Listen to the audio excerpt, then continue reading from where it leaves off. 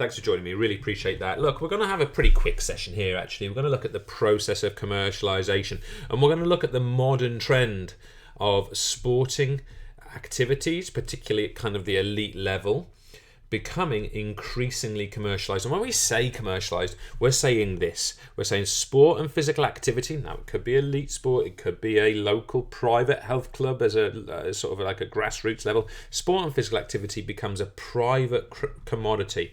We could just refer to that as a product.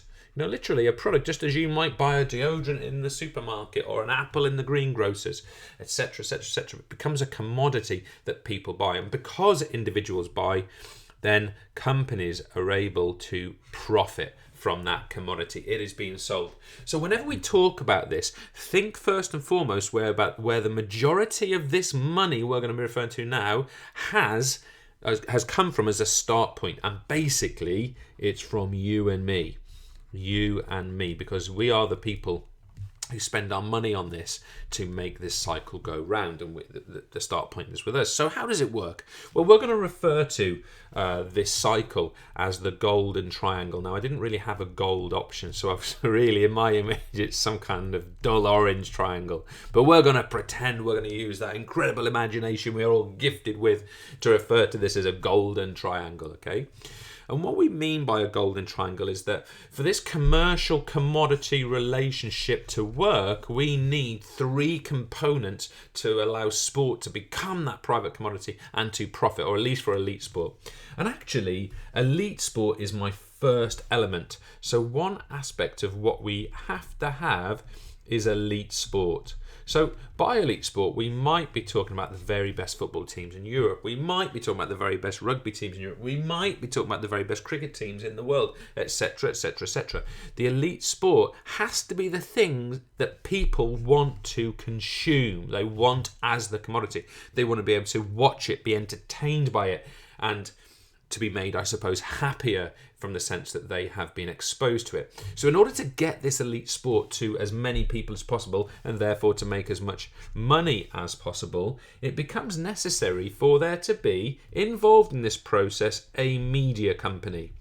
Or, usually many media companies actually, but we're going to look at one here, and I'm going to use the current example. Now, I can't guarantee it's going to be like this forever, of that of BT Sport. BT Sport recently has won the rights to display and show, with some level of exclusivity, not entirely, this Champions League elite European football for men, by the way, and as a result of that, this elite sport is shown through this media channel. So start to think that there's money involved here.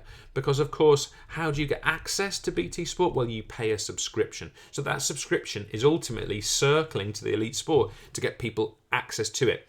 Now, the third part of this cycle and this system is that of sponsorship and endorsement. So I'm going to just loosely refer to that as sponsors. Now, the way this works is that the sponsors, they pay money to both the media company and to the elite sport to have the right to have their products, like whether it be MasterCard or Ford or beer or whatever it happens to be, to have their product associated with this sport. And not only is it associated with sort of this glamorous elite level football, but it's also broadcast to millions of people via, in this case, BT Sport and the media company, which makes these adverts become accessible to hundreds of thousands and millions of people across the whole world, by the way. I mean, I'm thinking of it like in a British context here, but across the whole world.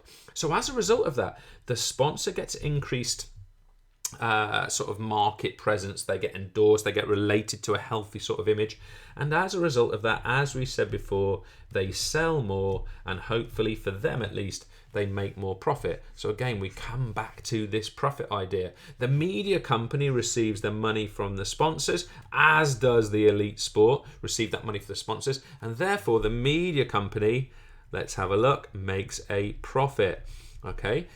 The Champions League, the footballers, the sports clubs, the actual UEFA movement themselves, I've got to be careful how I word this, I think, but in some form or another, they also obviously receive money from the media company who buy those rights. So, of course, players get paid more money. So, for example, the clubs become wealthier. So, for example, UEFA has more financial clout as a result. And this golden cycle of money, which remember is yours and mine, or it was originally, means that an awful lot of profit is made out of this commercialized structure. All right, we could have put in, I'm not meaning to be negative about this relationship, it's the real world. We could have replaced BT Sport with Sky Sport or ITV or a newspaper or whatever it happens to be. We could have replaced the Champions League with European Cup Rugby or with the Ashes Test Series or whatever it happens to be in cricket. And we could, of course, replace these sponsors with the sponsors that sponsor those things. I mean, this cycle works in the same way. One thing I would say is that if we, and it has been tried by the way, if this is tried with non-elite sport, let's say second, third, fourth tier sport, the triangle seems to collapse. This seems to be very much a productive process for elite sport, okay? So it seems to be that really the top echelon of sport is what succeeds, at least in the profit motive within this particular structure. That is all from me. Thanks for listening.